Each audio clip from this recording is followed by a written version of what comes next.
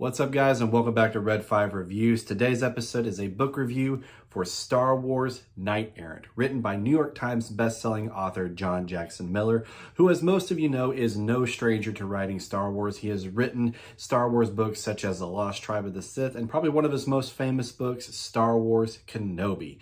Now, Knight Errant was published in 2011, and the story itself takes place during the times of the Old Republic, approximately 1,000 years before the Battle of Yavin. Now, as always, this is going to be a spoiler-free review.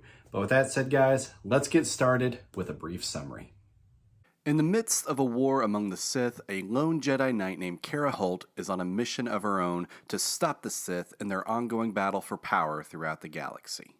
And now for my thoughts. Unfortunately, I did not enjoy this book, which is disappointing because I did find Kara Holt compelling as a character, and her mission to inconvenience the Sith I originally thought made for an intriguing story. But sadly, I found myself not interested to finish this book. Now, I did force myself to finish it because I refuse to review a book unless I do finish it. I thought the beginning of the book was very slow and boring, and while I will admit it eventually does pick up near the last two-thirds of the book, I didn't think there was much to offer, and overall I found it to be bland. Now, I would like to stress that I did believe it had potential. As mentioned earlier, I did find the concept compelling, and I did think the characters were written fairly decently. But my biggest issue is the overall execution of the story.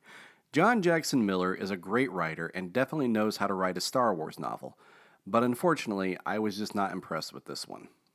As for my rating, I'm going to give Star Wars Knight Errant by John Jackson Miller 2 out of 5 stars.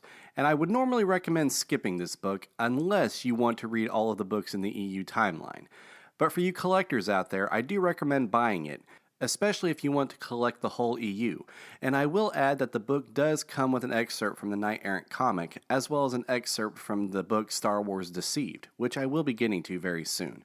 But what did you guys think? I hope that you got more enjoyment out of it than I did. But either way, post your thoughts down in the comments below and I'll definitely read them. And thanks so much for checking out this review, guys. I know that it was a short one today, but I hope that you found it helpful nonetheless. And be sure to stay tuned for my next review coming very soon. But until then, this is Red 5, standing by.